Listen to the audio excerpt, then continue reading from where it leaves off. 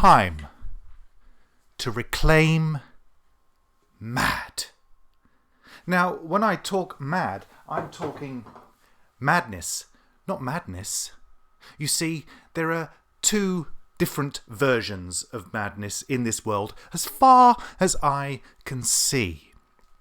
The first version is in the UK, which is where I live. And that version paints a picture of mental illness and somebody who needs to be locked up. The other version is prominent in the United States, which is not where I'm from, and that equates to a sort of craziness, a wildness, a sort of comedic insanity. Mad. Mad. Mad. And I don't think madness is a bad thing. I think madness is a good thing, because when you look at the world, it's utter madness. And you've got to be a little bit crazy to live here, haven't you? Let's look at where we are at the moment. You see, we've got something going on somewhere over there which is pretty disgusting. We got other things going on over there which are pretty disgusting. We have governments who are pretty disgusting. We have dictatorships who are pretty disgusting. We have lots of things around us that are pretty disgusting. We're spewing out stuff which is pretty disgusting. We're hating each other, which is pretty disgusting. We're trying to get one over on each other through materialism, which is pretty disgusting. It's utter madness. And I don't want to feel that I have to fit into this tiny little cog-type hole in order to be recognised and in order to be accepted in a society which I think is utter bonkers. I want to be me. And I'll tell you what me is. I'll tell you who I am. And it's taken me 490 years to realise this. I am a man with emotions. I feel things. I get hurt. I cry. I feel pain. I see it in the eyes of others. I see the people wanting to scream, and I can acknowledge that and I can accept that, and I would scream with them. I think it's right to scream when you're feeling pain. And pain doesn't have to be physical pain. Pain is mental pain. Pain is emotional pain. Pain is feeling sad because you're sick of seeing some ruthless, horrible dictator spewing out rubbish in order to kill people. That's pain. And it makes me sad.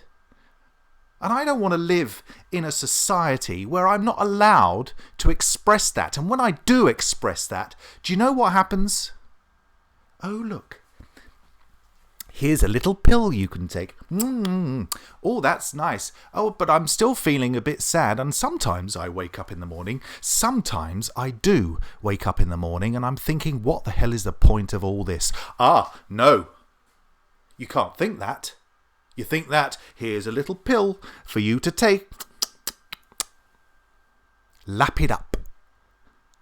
And watch half your personality disappear like magic.